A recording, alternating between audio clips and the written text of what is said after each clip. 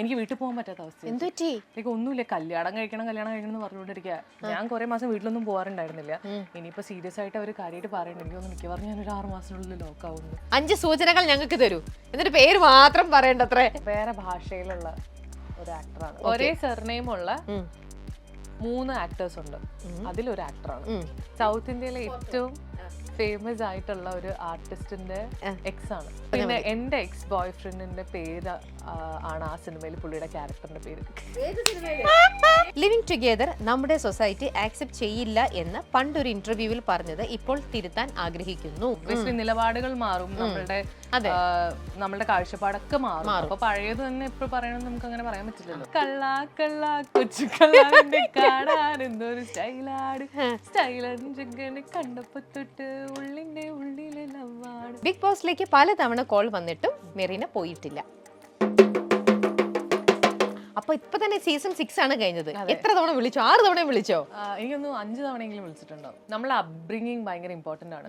നമ്മളുടെ പാരന്റ്സ്, നമ്മുടെ വീട്ടിലുള്ള സിറ്റുവേഷൻ, നമ്മൾ അപ്പൊ ഇരിക്കുന്ന സിറ്റുവേഷൻസ്, അതൊക്കെ ഇമ്പോർട്ടന്റ് തന്നെയാണ്. എന്റെ വീട്ടിൽ എപ്പോഴും മടി ഉണ്ടാവുന്ന ഒരു വീടാണെന്നുണ്ടെങ്കിൽ ചിലപ്പോൾ നമ്മുടെ ക്യാരക്ടറിൽ അത് കാണിക്കും. എന്തായാലും നമ്മളുടെ പാരന്റ്സ് അല്ലെങ്കിൽ നമ്മൾ എങ്ങനത്തെ ഒരു ഫാമിലി എന്നാണ് അത് ശരിക്കും ഉണ്ടത്. It matters. എന്തുണ്ടായിട്ടും ചില ആൾക്കാർക്ക് വാല്യൂ കിട്ടാണ്ടാവുമ്പോൾ ആ വാല്യൂ ചോദിച്ചു വാങ്ങിക്കുന്ന ആൾക്കാരെ ഞാൻ കണ്ടിട്ടുണ്ട്. പല സെക്ടേഴ്സിലും, മീഡിയയിൽ മാത്രമല്ല. നിങ്ങൾ പ്ലാൻ ചെയ്യുന്ന ഇവന്റ് അത് നിങ്ങൾ ആഗ്രഹിക്കുന്നതിനപ്പുറം കൂടുതൽ മനോഹരമാക്കണ്ടേ? കല്യാണം, engagement, birthday party, corporate events, അങ്ങനെ ഇവന്റ്സ് ഏതുമായിക്കോട്ടെ, വളരെ സ്പെഷ്യൽ കണ്ടന്റോടുകൂടി നിങ്ങൾ ആഗ്രഹിക്കുന്നതിനപ്പുറം അത് ഏറ്റവും സ്പെഷ്യൽ ആക്കാൻ ഇനി നിങ്ങൾക്കൊപ്പം മൈൽസ്റ്റോൺ ഇവന്റ്സ്.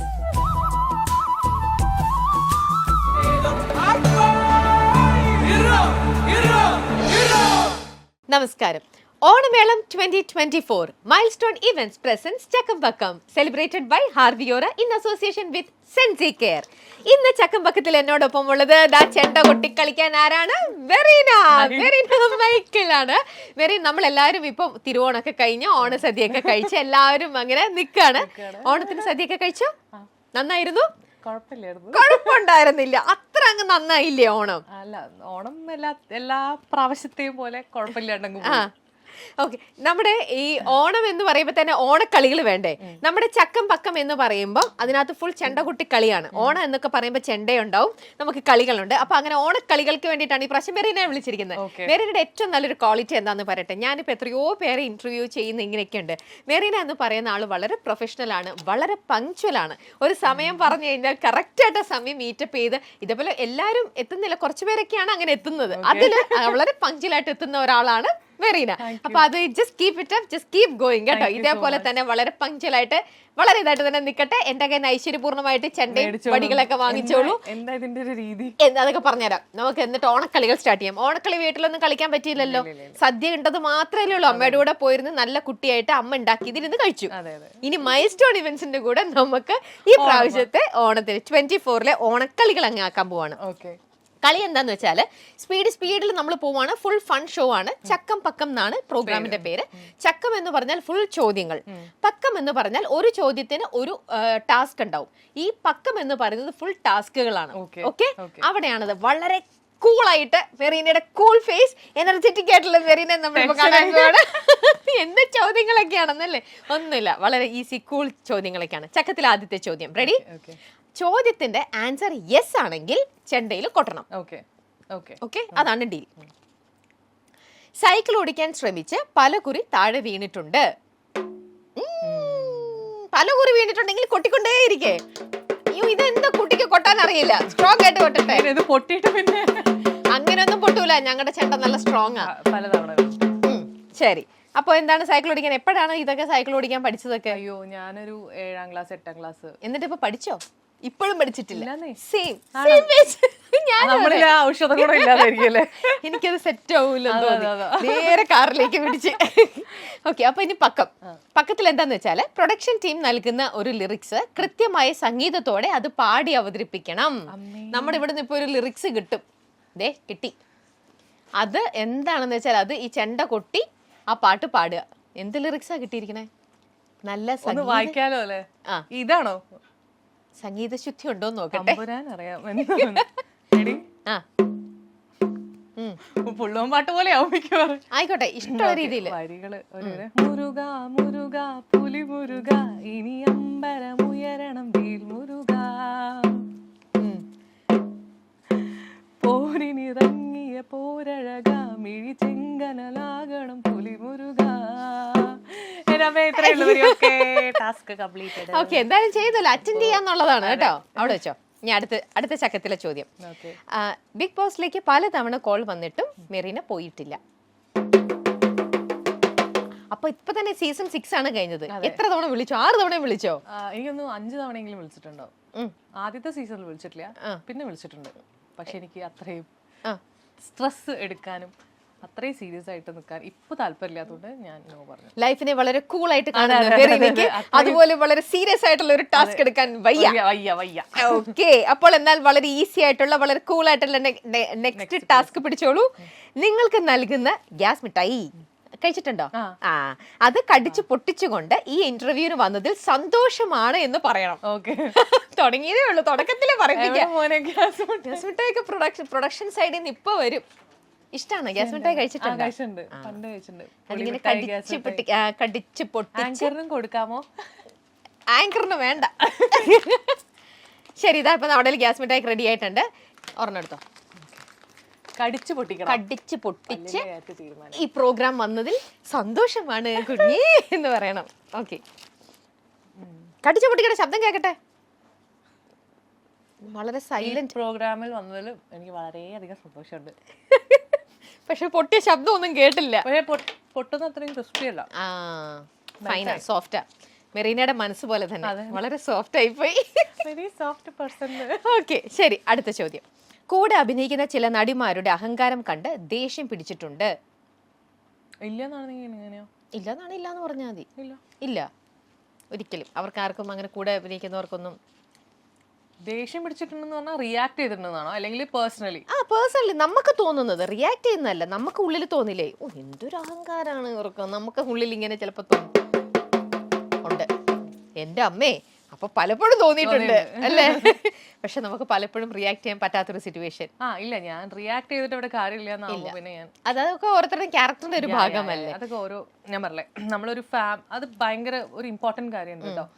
നമ്മളെ അപ്ബ്രിങ്ങിങ് ഭയങ്കര ഇമ്പോർട്ടൻ്റ് ആണ്. നമ്മളുടെ പാരൻസ്, നമ്മുടെ വീട്ടിലുള്ള സിറ്റുവേഷൻ, നമ്മൾ അപ്പം ഇരിക്കുന്ന സിറ്റുവേഷൻസ്, അതൊക്കെ ഇമ്പോർട്ടൻ്റ് തന്നെയാണ്. ഇപ്പം എൻ്റെ വീട്ടിൽ എപ്പോഴും അടി ഉണ്ടാവുന്ന ഒരു വീടാണെന്നുണ്ടെങ്കിൽ ചിലപ്പം നമ്മുടെ ക്യാരക്ടറിൽ അത് കാണിക്കും എന്തായാലും. നമ്മളുടെ പാരൻസ് അല്ലെങ്കിൽ നമ്മൾ എങ്ങനത്തെ ഒരു ഫാമിലി എന്നാണ് അത് ശരിക്കും ഉണ്ട്. It matters. അതുകൊണ്ട് പണ്ടുള്ളവർ പറയില്ലേ, കുടുംബത്തിൽ പിറക്കണം എന്ന്, നല്ല സ്വഭാവത്തോടു കൂടി വരാൻ വേണ്ടിയിട്ട്. അത് മാത്രമല്ല, ഇപ്പൊ കുട്ടികളെ നമുക്കൊന്നും പറയാൻ പറ്റില്ല, വലുതായി വരുന്ന ആളുകളെ നമുക്കൊന്നും പറയാൻ പറ്റില്ല. പക്ഷെ ഇതെല്ലാവരും ഇൻഫ്ലുവൻസ് ചെയ്തിട്ടും ഉണ്ടാവും. ചിലപ്പോൾ ഈ ഫാമിലിയിൽ കിട്ടാത്ത ഒരു വിലയോ അല്ലെങ്കിൽ അങ്ങനത്തെ കാര്യങ്ങളൊക്കെ ആയിരിക്കും ചിലപ്പോൾ ഇൻഡസ്ട്രിന്ന് അവർ എക്സ്പെക്ട് ചെയ്യുന്നുണ്ടാവുക. ചില ആളുകളെ തീരെ എന്തുണ്ടായിട്ടും ചില ആൾക്കാർക്ക് വാല്യൂ കിട്ടാണ്ടാവുമ്പോൾ ആ വാല്യൂ ചോദിച്ചു വാങ്ങിക്കുന്ന ആൾക്കാരെ ഞാൻ കണ്ടിട്ടുണ്ട് പല സെക്ടേഴ്സിലും, മീഡിയയിൽ മാത്രമല്ല. അപ്പൊ ചിലപ്പോ അതുകൊണ്ടൊക്കെ ആയിരിക്കും ദേഷ്യം നമുക്ക് ഒബ്വിയസ്ലി വരുമല്ലോ. ഇതെന്താ കാണിച്ചു കൂട്ടണേന്ന്. Okay, third one. സിനിമയിൽ വന്നാൽ സൗന്ദര്യം കൂടുമോ? ഇല്ലേ? പക്ഷെ കുറേ പേരിങ്ങനെ പറഞ്ഞിട്ട് തുടങ്ങിയ സമയത്ത് അവരെ കാണാൻ എങ്ങനെയായിരുന്നു, ഒരു 10 സിനിമയിൽ ചെയ്ത് കഴിയുമ്പോഴത്തേക്ക് അവരെ കാണുമ്പോഴത്തേക്ക് എന്ത് ഭംഗിയാ, എന്ത് ഗ്ലാമർ വെച്ചു, എന്ത് ഭംഗിയാന്നൊക്കെ പലപ്പോഴും നമുക്ക് പലരെയും കാണുമ്പോൾ തോന്നാറുണ്ട്. മോൾഡിങ് അതുണ്ടാവും ചിലപ്പം, ഈ പറഞ്ഞ പോലെ ഗ്രൂമിങ് ഒക്കെ ഉണ്ടാവുമായിരിക്കും. അത് എല്ലാരും ചെയ്യണം എന്നില്ല. അങ്ങനെ നമുക്ക് എല്ലാരെയും പറയാൻ പറ്റില്ല. ഒരേപോലെ ഇരിക്കുന്ന എത്ര ആൾക്കാരുണ്ട്. ഇപ്പൊ ഫോർ എക്സാമ്പിൾ സുകുമാരി ചേച്ചി ഭംഗിയുള്ള വ്യക്തിയാണ്, അദ്ദേഹം അതേപോലെ തന്നെയല്ലേ ഇരുന്നിട്ടുള്ളൂ. ആൾക്ക് പൈസ ഉണ്ട്, ഫെയിം ഉണ്ട്. എനിക്ക് വലിയ മാറ്റമുള്ള പോലെ തോന്നിയിട്ടില്ല ആ ഒരു ആർട്ടിസ്റ്റിന്, അല്ലെങ്കിൽ അങ്ങനത്തെ ആർട്ടിസ്റ്റുകൾക്കൊന്നും അങ്ങനെ മാറ്റം തോന്നിയിട്ടില്ല.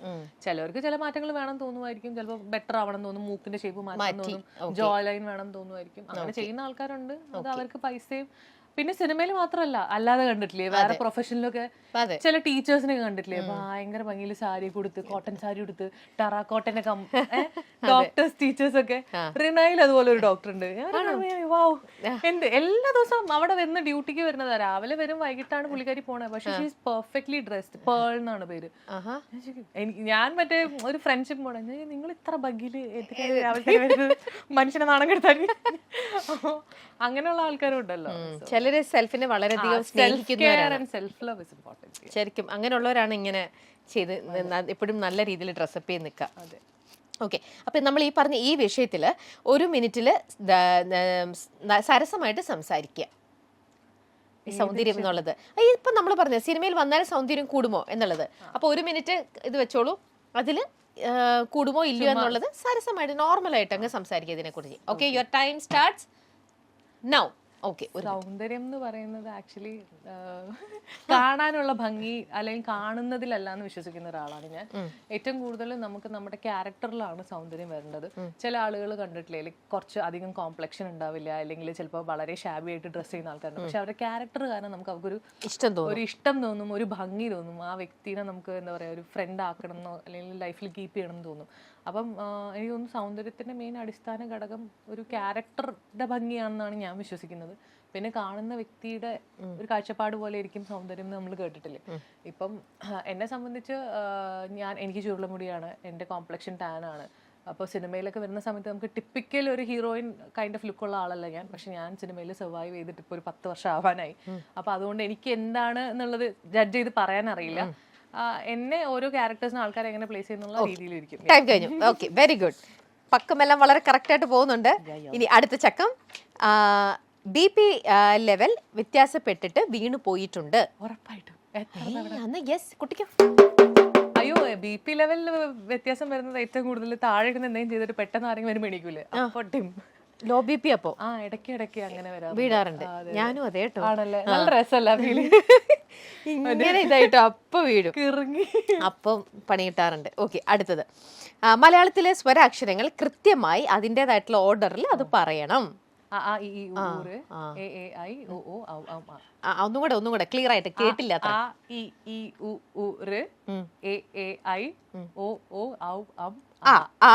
വെരി ഗുഡ്, കറക്റ്റ് ആയിട്ട് പറഞ്ഞു കേട്ടോ പ്രൊഡ്യൂസർ. മറ്റേത് വ്യഞ്ജനാക്ഷരങ്ങളാണ്, ഖായിഖ അത് വ്യഞ്ജനാക്ഷരങ്ങളാണ്.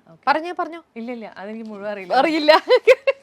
ചോദ്യത്തിന് മാത്രം ആൻസർ വാങ്ങി ഫുൾ മാർക്കും കൊണ്ട് പോവുകയാണ് കുട്ടി. എനിക്കറിയാം, എന്റെ മോളയിലൊക്കെ പഠിപ്പിക്കുന്നതല്ലേ, അപ്പൊ നമ്മൾ വീണ്ടും ഇതൊക്കെ ഓർത്തു വെക്കുമല്ലേ. അപ്പൊ ഇനി അടുത്ത ചോദ്യം. സോഷ്യൽ മീഡിയയിൽ വരുന്ന അശ്ലീല കമന്റുകളെ അവഗണിക്കാൻ ഇപ്പോൾ പഠിച്ചു കഴിഞ്ഞു. ഞാൻ എപ്പോഴും അവഗണിക്കാൻ ട്രൈ ചെയ്യാറുണ്ട്. പിന്നെ ചില സാധനങ്ങൾ നമുക്ക് മറുപടി പറയുമ്പോൾ അത് ഓപ്പോസിറ്റ് പറയുമ്പോൾ ഒരു രസമുള്ള ഇതൊക്കെ ആവില്ലേ. അതായത് ഇപ്പൊ ഇന്നാൾ ആരോ പറഞ്ഞു, ഇവളുടെ സംസാരം കണ്ടിട്ട് എനിക്ക് മുഖത്തടിക്കാനാ തോന്നുന്നത്. ഞാൻ പറഞ്ഞു, ചേട്ടനെ ഞാൻ മുഖം തന്നു വിടാം, ചേട്ടാ അടിച്ചിട്ട് തിരിച്ചു കൊണ്ടുവന്ന് തന്നു. അപ്പൊ ഈ വരുന്ന കമന്റ്സിനൊക്കെ റിപ്ലൈ ഇല്ല, അങ്ങനെ ഇല്ലാന്നേ. എന്തെങ്കിലും കാണുമ്പോൾ എനിക്ക് ബോറടിച്ചിരിക്കും. ലൈക്ക് ഞാൻ എന്തെങ്കിലും ചുമ്മാ നോക്കുകയുള്ളൂ, അല്ലാതെ എല്ലാ കമന്റ്സും നോക്കുവോ അല്ലെങ്കിൽ ഒന്നുമില്ല. ഇപ്പൊ ഈവൺ ഈ ഇന്റർവ്യൂ വന്നാലും ഇതിന്റെ താഴെ കമന്റ്സ് ഒന്നും ഞാൻ നോക്കില്ല. വെറുതെ എന്തിനാ ടെൻഷൻ അടിക്കുന്നത്. സോ എന്തെങ്കിലും നമ്മുടെ കണ്ണിലല്ലാതെ ഇങ്ങനെ കാണുന്നുണ്ടെങ്കിൽ അതിന് ചുമ്മാ എനിക്ക് റിപ്ലൈ തോന്നുന്ന സാധനത്തിന് റിപ്ലൈ ചെയ്യും. അപ്പൊ അവരെന്തെങ്കിലും പറയും, പിന്നെ ഞാനത് വിടും. യുനോ, ജസ്റ്റ് ഒരു എന്റർടൈൻമെന്റ്. അവർക്കും തോന്നും, ഓ ഇവര് നോക്കുന്നുണ്ട്, വായിക്കുന്നുണ്ടെന്ന്. അപ്പൊ അവർക്ക് ഇൻട്രസ്റ്റ് വരും. അങ്ങനെ സൈക്കോണ്. ഓക്കെ, ശരി. അടുത്തത് ആക്ടിങ് സെഗ്മെന്റ് ആണ് കേട്ടോ. അടുത്തത് കല്യാണമാണ് ഇപ്പോഴത്തെ ടെൻഷൻ. എങ്ങനെ എപ്പോൾ എങ്ങനെ നടത്തും, അതൊന്ന് ആക്ട് ചെയ്ത് കാണിക്കണം. ആ ഒരു സംഭവം എന്നോടൊന്ന് ആക്ട് ചെയ്ത് കാണിക്കുക. ഇപ്പൊ കല്യാണമാണ് എൻ്റെ ഇപ്പോഴത്തെ ഒരു ടെൻഷൻ, ഇതെപ്പോ നടത്തും, എങ്ങനെ നടത്തും, എനിക്ക് അറിഞ്ഞുകൂടെ രമ്യ, അങ്ങനെയൊക്കെ എന്തെങ്കിലും അങ്ങനെ ഒരു ആക്റ്റീവ് സെഗ്മെന്റ് കാണിച്ചു തരൂ. എന്താ ചെയ്യാ, ഒരു ഐഡിയ ഇല്ല. ആക്ച്വലി അമ്മ കുറേ മാസങ്ങളായിട്ട് പറഞ്ഞുകൊണ്ടിരിക്കുകയാണ്. എനിക്ക് വീട്ടിൽ പോകാൻ പറ്റാത്ത അവസ്ഥ. ലൈക്ക് ഒന്നുമില്ല, കല്യാണം കഴിക്കണം എന്ന് പറഞ്ഞുകൊണ്ടിരിക്കുക. ഞാൻ കുറെ മാസം വീട്ടിലൊന്നും പോകാറുണ്ടായിരുന്നില്ല. ഇനിയിപ്പോ സീരിയസ് ആയിട്ട് അവർ കാര്യമായിട്ട് പറയുന്നുണ്ട്. എനിക്കൊന്ന് മിക്കവാറും ഞാൻ ഒരു 6 മാസത്തിനുള്ളിൽ ലോക്കാവുന്നു. എന്താ ചെയ്യാന്ന് വെച്ചാൽ ഒരു ഐഡിയ ഇല്ല. ആരെങ്കിലും കണ്ടുപിടിക്കണ്ടേ കല്യാണം കഴിക്കാൻ? അത് കണ്ടുപിടിച്ചിട്ടില്ല. മാട്രിമോണിയിൽ എന്തൊക്കെ വിടാൻ പോവാന്നൊക്കെ പറയുന്നുണ്ട്. അപ്പൊ അതെങ്ങനെ നടത്തും അറിയില്ലെന്നേ. എന്താ ചെയ്യാ? കല്യാണം കഴിക്കണം എന്നാണ് ചേച്ചിയുടെ അഭിപ്രായം. ചേച്ചി എന്താ തോന്നണത്? അതെ, കല്യാണം അതൊരു വേറൊരു നല്ലൊരു എക്സ്പീരിയൻസ് തന്നെയാണ്. റൈറ്റ് ആയിട്ടുള്ള പേഴ്സണെ കിട്ടിക്കഴിഞ്ഞാൽ. പക്ഷെ മാട്രിമോണിയിലൊക്കെ ഇങ്ങനെ വർക്ക്ഔട്ട് ആവുന്നത് ഞാൻ അത് ആലോചിക്കുന്നത്. തലവരെയാണ് മകളെ. പിന്നെ ഇത് കഴിഞ്ഞ് എന്തായാലും സമയം എടുക്കില്ല എല്ലാ കാര്യങ്ങളും, വെന്യൂ അതും ഇതൊക്കെ ബുക്ക് ചെയ്യാനൊക്കെ. എനിക്ക് വയ്യ ഇത്രയും ടെൻഷൻ എടുക്കാൻ. അപ്പൊ എന്താണെന്നറിയോ, അമ്മയുടെ അടുത്ത് പറയൂ മാട്രിമോണിയിൽ നോക്കിയിട്ട് നല്ല ചേരുന്ന ഒരാളെ കണ്ടുപിടിക്കാൻ. എന്നിട്ട് എല്ലാം റെഡിയാക്കി കഴിഞ്ഞാൽ, ആളെ കിട്ടിക്കഴിഞ്ഞാൽ നേരെ ഇവിടെ നമ്മുടെ പ്രൊഡ്യൂസറുടെ നമ്പർ അറിയാലോ, നമ്മളെ വിളിക്കാം. മൈൽ സ്റ്റോൺ ഇവന്റ്സിനെ പരിപാടി അങ്ങ് ഏൽപ്പിക്കാം. മൈൽ സ്റ്റോൺ ഇവന്റ്സ് നിങ്ങളുടെ കല്യാണം കൂടുതൽ മനോഹരമാക്കി കളർഫുൾ ആക്കി എല്ലാം കേട്ടല്ലോ. കല്യാണം മാത്രമൊന്നുമല്ല കേട്ടോ, എൻഗേജ്മെന്റ് എന്തൊക്കെയാ ഞങ്ങൾ കൊട്ടേഷൻ പിടിക്കണമെന്ന് അറിയോ?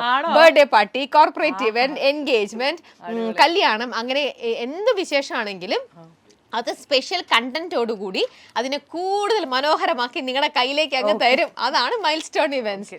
അപ്പോൾ ഇനി അമ്മോട് പറയാം, അമ്മ ആളെ നോക്കിക്കോ, കല്യാണം നോക്കാം, മൈൽ സ്റ്റോൺ ഇവന്റ്സ് കൊടുക്കാന്ന്. ഓക്കെ, അപ്പൊ ശരി, നമുക്കിനി അടുത്ത സെഗ്മെന്റിലേക്ക് പോവാം. അടുത്തത് ഇനി ചക്കം. കൊറോണ സമയത്ത് മെറീന മൈക്കിളിന്റെ ഒരു വിവാഹം കഴിഞ്ഞതാണ്. എന്റെയോ? കൊറോണ സമയത്ത് ഞാൻ അറിഞ്ഞിട്ടില്ല. ഇല്ല, കഴിഞ്ഞിട്ടില്ല. അപ്പൊ ചെണ്ട കൊട്ടണ്ട. പക്ഷെ ഇങ്ങനെ ഒരു ഫേക്ക് ന്യൂസ് നമ്മുടെ പ്രൊഡ്യൂസറിന്റെ ചെവിയിൽ എത്തിപ്പെട്ടിട്ടുണ്ട്. എനിക്കറിയില്ല ആര് കല്യാണം കഴിച്ചു, എന്ത് കല്യാണം കഴിച്ചു, എനിക്കൊരു ഡിവോഴ്സ് ആക്കോ, എന്തൊക്കെ ഫേക്ക് ന്യൂസ് മെറിന കേട്ടിട്ടുണ്ടോ ഇങ്ങനത്തെ ഒരു ഫേക്ക് ന്യൂസ് വന്നത്? ഇല്ല, ഞാൻ ആക്ച്വലി എന്നെ ആരും ഉപദ്രവിച്ചു എന്ന് പറഞ്ഞിട്ട് ഒരു അലിഗേഷൻ ഉണ്ടെന്ന് പറഞ്ഞിട്ട് വന്നിരുന്നു ഓൺലൈനിൽ. അപ്പൊ ആ സമയത്ത് ഞാനൊരു ഷോർട്ട് ഫിലിം ചെയ്തിരുന്നു. അപ്പൊ അതിന്റെ കുറച്ച് ഫോട്ടോസും വീഡിയോസും കാര്യങ്ങളും ഇതായി. കാരണം വെച്ചാൽ നമുക്ക് ഇത് ചെയ്യണം എന്ന് വെച്ചാൽ ഫോട്ടോസ് റൂമിൽ ഫ്രെയിം ചെയ്ത് വെക്കണം. അപ്പൊ അത് കുറച്ച് വൈറലായിട്ട് ആ ഫോട്ടോ വെച്ചിട്ടാണ് വന്നത്. അപ്പൊ റിലേറ്റീവ്സ് എല്ലാവരും വിളിച്ച് സംസാരിക്കാൻ തുടങ്ങി. കാരണം ഈ കൊറോണ ടൈമിൽ എന്നെ ഉപദ്രവിച്ചു എന്ന് പറഞ്ഞിട്ടാണ് വന്നത്. അപ്പൊ ഇത് കൊടുത്ത മീഡിയയിലെ പുള്ളീനെ വിളിച്ച് ഞാൻ പറഞ്ഞു, ചേട്ടാ ഇങ്ങനെ വന്നിട്ടുണ്ട്, ഒന്നാമത് എൻ്റെ അച്ഛന് വയ്യാണ്ടിരിക്കുന്ന ടൈമാണ്, നിങ്ങൾ ഇങ്ങനെ ചെയ്തു കഴിഞ്ഞാൽ എനിക്ക് ഇതിന് മറുപടി പറയാനോ അല്ലെങ്കിൽ ഇതിന്റെ പുറകെ പോകാനോ പറ്റിയൊരു ടൈം അല്ല അത്. പിന്നെ ഒരാൾക്ക് വയ്യാണ്ടിരിക്കുക വീട്ടിൽ, അപ്പൊ അത് എത്രത്തോളം നമുക്ക് വിഷമം ഉണ്ടാവും. അതെന്ത് ഫോട്ടോസ് ആയിരുന്നു? ചുമ്മാ നമ്മൾ ആൽബം ഷൂട്ട് ചെയ്യാൻ വേണ്ടിട്ട് ഫ്രെയിം ചെയ്യിപ്പിച്ച ഫോട്ടോസാ. പക്ഷെ അത് കണ്ടിട്ട് തെറ്റിദ്ധരിക്കപ്പെട്ട് അപ്പൊ വ്യക്തിയും ഞാനും തമ്മിൽ അടിപിടിയായിട്ട് എന്നെ ഉപദ്രവിച്ചു, എന്നിട്ട് പോലീസ് സ്റ്റേഷനിൽ കംപ്ലൈന്റ് പറഞ്ഞു എന്നൊക്കെ പറഞ്ഞിട്ടാണ് ന്യൂസ് വന്നത്. ഓ, എന്നാ ആ സെയിം ഫോട്ടോ വെച്ചിട്ടാണ് അതിനെ അങ്ങനെയും പറഞ്ഞു. ഇത് കണ്ടിട്ടാണ് മെറീനയുടെ കല്യാണം കഴിഞ്ഞു എന്നുള്ളത് ഇപ്പൊ എനിക്ക് പുതിയ അറിവാണ്. പക്ഷെ ഇങ്ങനെ ഒരു കേസായി എന്നുള്ളതൊക്കെ വന്നിട്ടുണ്ടായിരുന്നു. പക്ഷെ ഞാൻ ആ സമയത്ത് കൊറോണ ടൈമിൽ എവിടെ പോയി കല്യാണം കഴിക്കാനാ, അല്ലെങ്കിൽ ഈ അടിപിടിക്ക് ഞാൻ ഫുൾ ടൈം വീട്ടിലായിരുന്നു. ആ ടൈമിൽ ഞാൻ നന്നായിട്ട് വെയിറ്റ് ലോസ് ചെയ്ത ടൈമാണ്. വീട്ടിലിരുന്നിട്ട് വേറെ പ്രത്യേകിച്ച് നമുക്ക് കൊറോണ ടൈമിൽ ഒന്നും ചെയ്യാൻ, സാധാരണ എല്ലാവരും വീട്ടിലിരുന്ന് ഭക്ഷണം കഴിച്ച് വണ്ണം വെക്കുക ചെയ്യണം. എനിക്ക് ഒരു നിവൃത്തിയില്ലാത്തതുകൊണ്ട് ഞാൻ കുറച്ച് മെലിഞ്ഞായിരുന്നു. ഒരു 8 കിലോ ഒക്കെ കുറച്ചു 2-3 മാസം. എന്നിട്ട് ഞാൻ എന്റെ ആക്ടിവിറ്റീസ് എല്ലാം ഞാൻ വീഡിയോസ് ഒക്കെ ചുമ്മാ വ്ളോഗ് പോലെ ഇട്ടിരുന്നു ഓൺലൈനിലൊക്കെ. അപ്പൊ അതൊക്കെ കിടക്കുന്നുണ്ട്. അതിന്റെ ഇടയിൽ ഇതിന് എനിക്ക് എവിടെ സമയം നൽകിയ. ഓക്കെ, ശരി. അപ്പൊ അതിനിടയിൽ വന്ന ഒരു ഫേക്ക് ന്യൂസും കാര്യങ്ങളാണ്. എന്റെ കല്യാണം കഴിഞ്ഞു. അതെ, ഓക്കെ. ഇനി അടുത്ത പക്കം എന്തെന്ന് വെച്ചാല് നടന്മാരുടെ പേര് തിരിച്ചറിയുക. ഞാനിപ്പോ ഓരോ വാക്കുകൾ പറയും, അതുമായിട്ട് റിലേറ്റഡ് ആയിട്ട് ഏതോ ഒരു ഇതില് നമ്മുടെ നടന്മാരുടെ പേരുണ്ട്. അത് ആരൊക്കെയാണെന്ന് ഒന്ന് ഗസ് ചെയ്യാൻ നോക്കാം. King of earth. King of earth ഈ ഇംഗ്ലീഷ് ഒന്ന് മലയാളത്തിലേക്ക് ആക്കി നോക്കിക്കേ. കിങ് ഓഫ് എർത്ത് എവിടെയെങ്കിലും അതുമായിട്ട് നമുക്ക് കണക്ട് ചെയ്യാൻ പറ്റും ആളുടെ പേര്. കിങ് ഓഫ് എർത്ത് എന്നാലോചിച്ചോ. അല്ല, ഭൂമിയിലെ രാജാവ്. ഭൂമിയിലെ രാജാവ്. ഭൂമിയുടെ പര്യായങ്ങൾ എന്താന്ന് ആലോചിച്ചു നോക്കി. എന്നാ അടുത്തതിന് ഇത് ഞാൻ ഹെൽപ്പ് ചെയ്യാം ഒരു ഇത് കിട്ടാനായിട്ട്. അല്ല, ഭൂമി, പൃഥ്വി, പൃഥ്വിരാജ്. ഓക്കെ, അങ്ങനെ ഇങ്ങനെ ഒന്ന് കണക്ട് ചെയ്ത് നോക്കുക. ഓക്കെ, നമ്മുടെ ഇവിടുന്ന് കുറെ പൊട്ടത്തരങ്ങളൊക്കെ പറഞ്ഞു തരും കേട്ടോ, നമ്പരുത്. ഓക്കെ, അടുത്തത് അറ്റൻഷൻ. അറ്റൻഷനോ? അറ്റൻഷൻ ഇത് വെച്ചിട്ട് എങ്ങനെയാ അറ്റൻഷൻ? അതിന് മലയാളത്തിലേക്ക് എന്താ നോക്കുക? അറ്റൻഷൻ എന്ന് പറഞ്ഞാൽ അറ്റൻഷന്റെ ഹിന്ദി ആലോചിച്ച് നോക്കാൻ. അറ്റൻഷന്റെ ഹിന്ദി എന്ന് ആലോചിച്ച് നോക്കിയാൽ കിട്ടൂ. വേറെ ക്ലൂ ഉണ്ടോ? എനിക്ക് അറിഞ്ഞൂടാ. ഒരു താരപുത്രൻ. എന്നാ പിന്നെ അങ്ങനെ എല്ലാവരുടെയും പേര് പറഞ്ഞു. താരപുത്രനാണ്. ദുൽഖർ അല്ലല്ലോ. ധ്യാൻ ശ്രീനിവാസനാണ് ഉദ്ദേശിച്ചത്. ഇതെങ്ങനെയാ ധ്യാൻ ശ്രീനിവാസനാവുന്നത്? ഓ, അറ്റൻഷൻ. ഓ, എന്റെ അബോ, എന്നോ ഈ ചോദ്യം എഴുതിയ പ്രൊഡ്യൂസറിന്റെ ബുദ്ധി. അതെ, ഓ, തല വെയിലത്ത് കാണിക്കരുത് കേട്ടോ, മഴയത്തെ വെയിലത്തും കാണിക്കാൻ പാടില്ല. അടുത്തത് വിക്ടറി. വിക്ടറിയോ? ജയം. വിജയ്. വിജയ് അല്ല, അതല്ല ഉദ്ദേശിച്ചത്. പ്രൊഡ്യൂസർ ഉദ്ദേശിച്ചത് അതല്ല. വിക്ടറി വിജയമാണെങ്കിലും പ്രൊഡ്യൂസർ ഉദ്ദേശിച്ചതിലേക്ക് നമ്മൾ എത്തിക്കണം. മലയാളത്തിലുള്ള ഏതെങ്കിലും ആക്ടറിന്റെ പേര് പറയാൻ. വിക്ടറി. ജയൻ. ജയസൂര്യ. ജയറാം. ജയറാമോ? റാം. അപ്പൊ നീ എന്ത്? അതെ, റാമിന് എന്ത് ചെയ്തു? അതില്ല. അടുത്തത് അട്രാക്ഷൻ. ആകർഷണം എന്ന് പറഞ്ഞാലില്ലല്ലോ.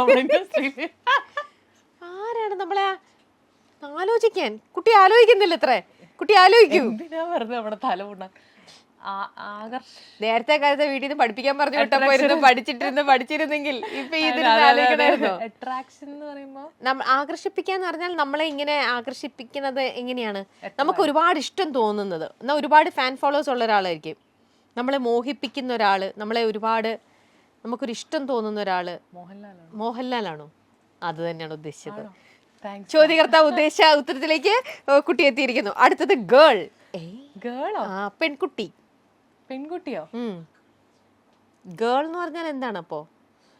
പെൺകുട്ടി എന്ന് കേൾക്കുമ്പോൾ എന്താണ്? ഏത് നടന്റെ പേരാണ്? നിങ്ങൾക്ക് ആർക്കെങ്കിലും കിട്ടുന്നുണ്ടോ? എന്തൊക്കെ ചോദ്യങ്ങളും കൊണ്ടാണ് ഇന്ന് രാവിലെ എത്തിയിരിക്കുന്നത് എനിക്കറിയില്ല. ബാല. ബാലയോ? ഇത് ഒരു കുഴപ്പമില്ല, നിങ്ങൾക്ക് എന്ത് വേണമെങ്കിലും എങ്ങനെ വേണമെങ്കിലും നിങ്ങൾക്ക് പ്രതികരിക്കാം. അതായത് പയ്യനെ നമ്മൾ ബാലൻ എന്ന് പറയില്ലേ, പ്രൊഡ്യൂസർ ആ രീതിയിൽ ചിന്തിച്ചിട്ടാണ്. ക്ഷമിക്കണം ഞങ്ങളുടെ പ്രൊഡ്യൂസർ. ബാല എന്ന് പറയുന്നത് ഹിന്ദിയാണോ ഉദ്ദേശിച്ചത്? അല്ല, ബാലിക അല്ലേ വരിക? അപ്പൊ അത് ബാലികയാണ്. നമ്മുടെ പ്രൊഡ്യൂസർ അല്ല, അദ്ദേഹം അല്ല, നല്ലവനായി നമ്മുടെ പ്രൊഡ്യൂസർ ഉദ്ദേശിച്ചത് എന്താന്ന് വെച്ചാൽ ബാലെ എന്ന് പറഞ്ഞ ഡാൻസ് ആർട്ട് ഫോം ഇല്ലേ, അതാണ് ഉദ്ദേശിച്ചത്. അത് ബാലെ എന്ന് പറയുന്നത് ആൺകുട്ടികളും ചെയ്യാറുണ്ട്, പെൺകുട്ടികൾ മാത്രം ചെയ്യുള്ളൂ എന്നൊന്നുമില്ല. അങ്ങനെ ആള് തെറ്റിദ്ധരിച്ച് ഒരു അല്പ അറിവിൽ ഉണ്ടാക്കിയ കുറച്ച് കാര്യങ്ങളാണ്. ക്ഷമിച്ചു വിടുക. എന്നാ പിന്നെ അടുത്തതൊക്കെ ഉണ്ട്. ഇതൊക്കെ കഷ്ടമാണ്. Water born. എന്താണത്? Water born. അതെ, വെള്ളത്തിൽ ജനിക്കുന്നതോ? എന്റെ ഞാനില്ല, തന്നെ ഇരുന്ന് ആലോചിച്ച് കണ്ടുപിടിച്ചു. വാട്ടർ ബോണോ? വെള്ളത്തിന്റെ പര്യായപദങ്ങൾ ആലോചിച്ചാൽ കുട്ടിക്ക് കിട്ടും അത്രേ. വെള്ളത്തിന്റെ ജലം, പിന്നെന്താ? ജഗദീഷാണോ? വെള്ളത്തിന്റെ വേറെ പര്യായം കൂടെ പറഞ്ഞു തരൂ, ഞങ്ങൾക്ക് ആർക്കും അറിയില്ല. സ്കൂളിൽ പഠിച്ചിട്ട് മനസ്സിലായില്ല, അത്ര വിവരമില്ല. നീരജ് മാധവനെയാണ് ഉദ്ദേശിച്ചത്. ഇവിടെ അപ്പാനി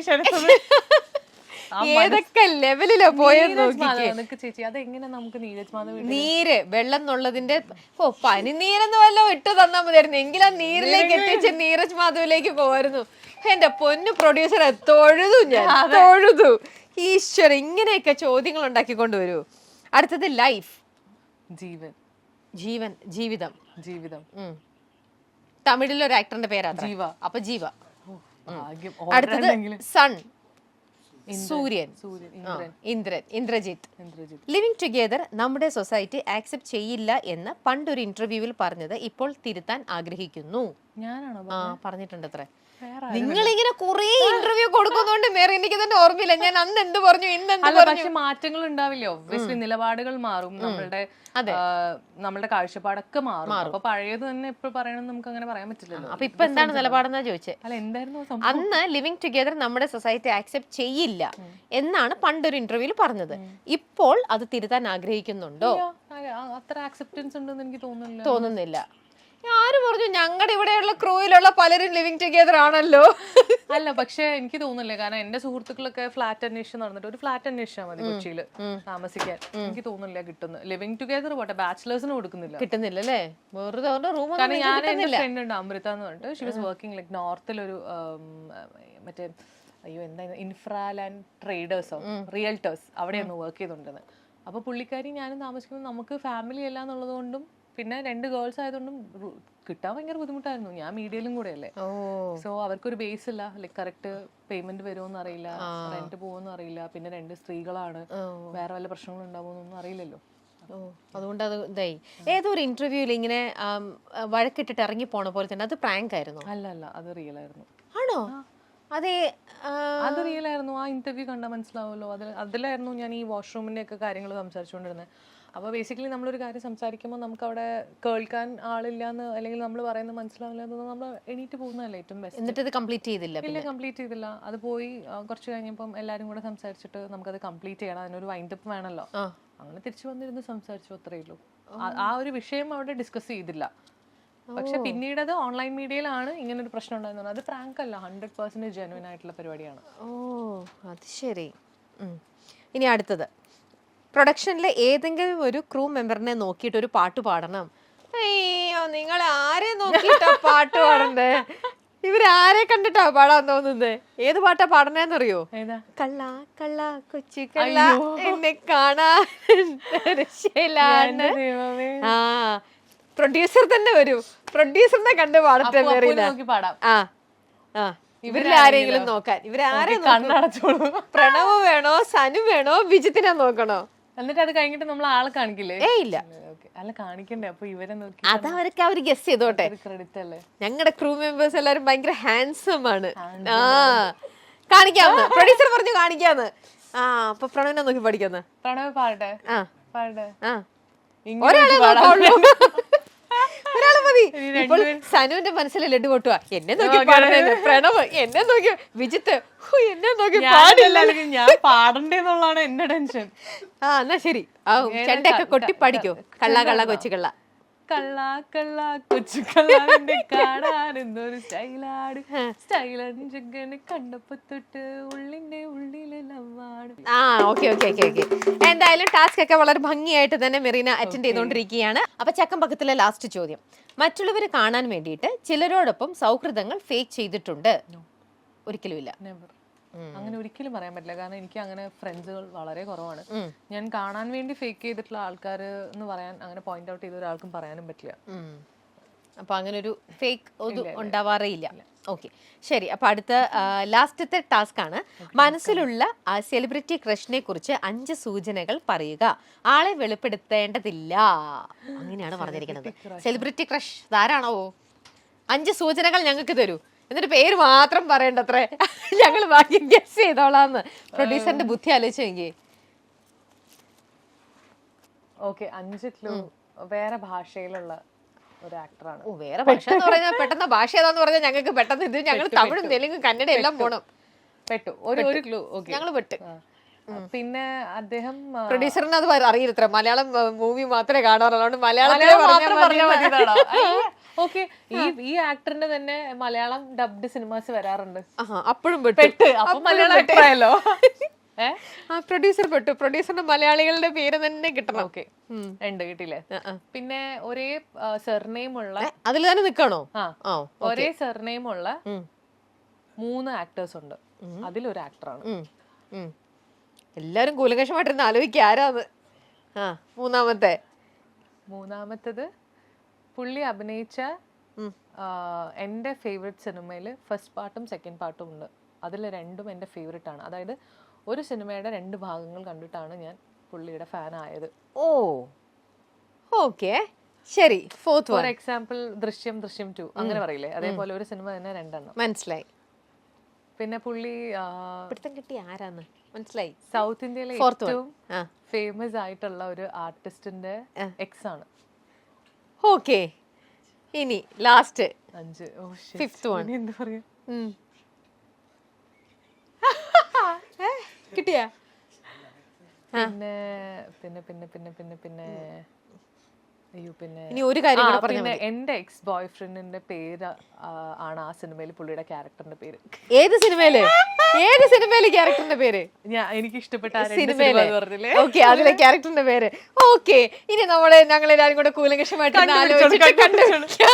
കണ്ടുപിടിക്കാം. അപ്പൊ എന്തായാലും ചക്കം പക്കത്തിന്റെ എപ്പിസോഡ് ഇവിടെ നമ്മൾ വൈൻഡപ്പ് ചെയ്യാണ്. താങ്ക് യു മെറീന എപ്പോഴും വളരെ എന്താ പറയാ, ഈ അടുത്ത കാലത്ത് ഇന്റർവ്യൂലെല്ലാം വന്നിട്ട് ഇങ്ങനെ ഓരോന്ന് പറയുന്നതിനകത്ത് നിന്ന് വ്യത്യസ്തപ്പെട്ടിട്ട് ഇന്ന് ഫുള്ള് ഫണ്ണും കാര്യങ്ങളും കുറെ നമ്മൾ ഇങ്ങനെയൊക്കെ ഓണക്കളികളൊക്കെ ആയിട്ട് അങ്ങനെ പോയി.